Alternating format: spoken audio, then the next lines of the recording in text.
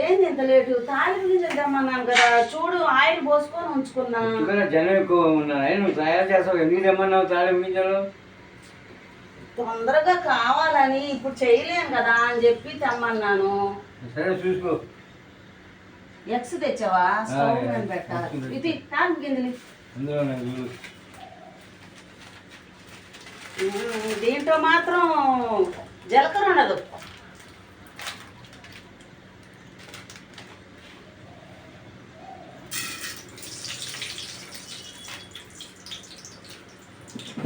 X పెట్టవా stove మీద?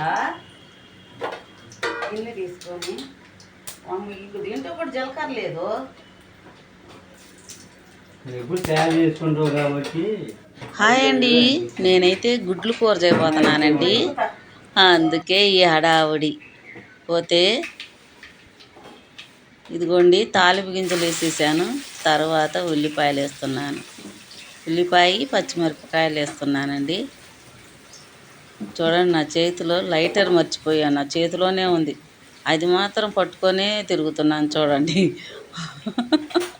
అదేదో గిన్నె నా చేతిలో ఏదో ఉంది అనుకుంటున్నాను. ఇప్పటికి పక్కన పెట్టట్లేదు. చూడండి,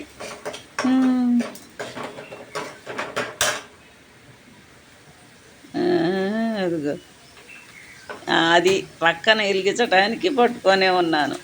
ఎక్స్ పెట్టుకున్నాలేండి. ఒకప్పుడైతే ఈ కోడిగుడ్ల కూర అంటే నాకెంత ఇష్టం అంటే ఏం లేదు, చింతపులుసు వేసి మా అమ్మ ఇంకేం వేయకుండా కారం ఉప్పు వేసి పులుసులాగా చేసేదండి. అసలు ఎంత ఇష్టంగా తినేవాళ్ళమో మా చెల్లెళ్ళు మేము. అంత ఇష్టంగా తినేవాళ్ళం. ఆయిల్ చూడండి కనిపించట్లేదు మీకు, తర్వాత ఊరిద్ది. నాకు లెక్క అసలు ఏందో ఒట్టి బాడీలో వేయించుతున్నట్లు అనిపిస్తుంది కదా. నేను పెద్ద గరిటెడు పోస్తా ఆయిల్, ఇంకా మళ్ళీ ఎక్కువ పోయిన ఈ మగ్గేసరికి ఆయిల్ తేలిద్దులేండి. అసలు నీ ఆయిల్ అయినేమో అనుకుంటారు, చాలా ఎక్కువే వేస్తా. ఈ టమాటాలు మగ్గటాకి కాస్త ఉప్పు వేసాలండి, పసుపు, తరువాత సంబార్ పొడి. అదిగోండి, నిన్ననే బాగా మా అమ్మ అయిందని చక్కగా ఒక డబ్బాడు కొట్టి పెట్టుకున్నా. ఎంత కమ్మనాసన వచ్చిద్దో.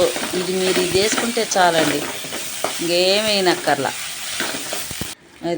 ఇదైతే నేను కొంచెం కారం వేసి చింతపులుసు 2-3 స్పూన్లు పోసానండి. తర్వాత బాగా ఇంకా తిప్పాలన్నమాట. బాగా తిప్పుతూ ఉంటే టమాటాలు ముక్కలుగా ఉండకుండా చక్కగా మగ్గిపోతాయండి. అదిగోండి, కొంచెం పోసాను కదా, ఇంకా గరిటె పెట్టి బాగా ఇట్లా తిప్పుతూ ఉండాలి. చక్కగా మగ్గిపోతాయి.